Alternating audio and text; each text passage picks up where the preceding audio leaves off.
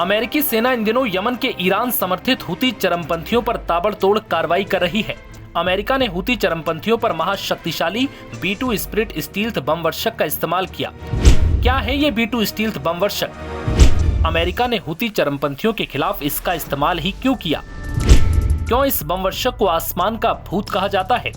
B2 stealth बम वर्षक के बारे में आपको बताएं, उससे पहले बता दें कि अमेरिका ने यमन में दर्जनों हुती विद्रोहियों को मार गिराने वाली मिलिट्री एयर स्ट्राइक का वीडियो जारी किया है।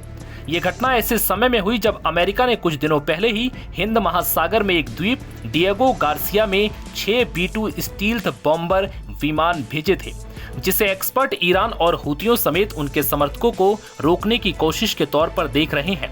परमाणु हमला करने में सक्षम ये बम वर्षक दुनिया का सबसे खतरनाक स्टील्थ बॉम्बर है, जिसे हाल ही में हिंद महासागर के डिएगो गार्सिया में मौजूद अमेरिकी अड्डे पर तैनात किया गया।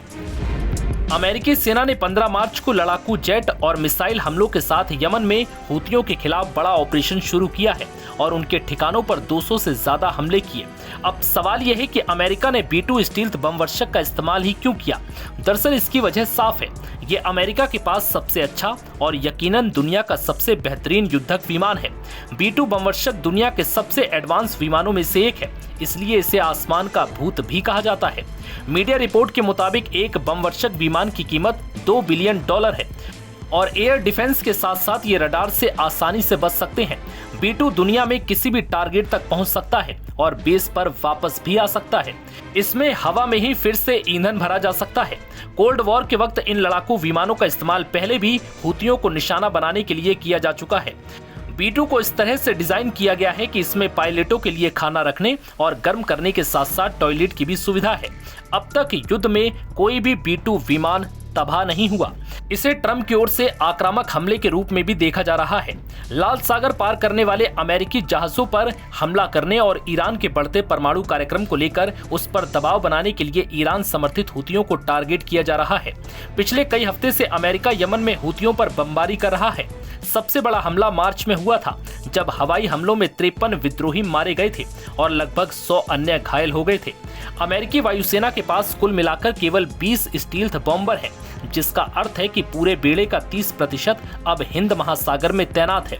B2 बेड़े की संख्या बताती है कि वायुसेना इसका इस्तेमाल महत्वपूर्ण मिशन के लिए कर रही है।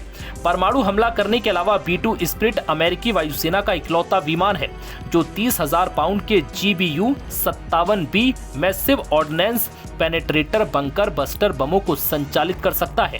हुतियों के पास भूमिगत सुविधा का व्यापक नेटवर्क है, जिस पर हमला करने के लिए MOP की जरूरत हो सकती है।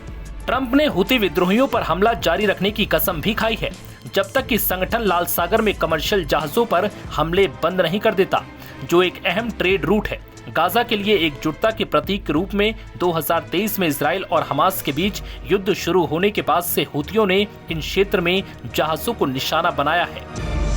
नव भारत टाइम्स की रिपोर्ट।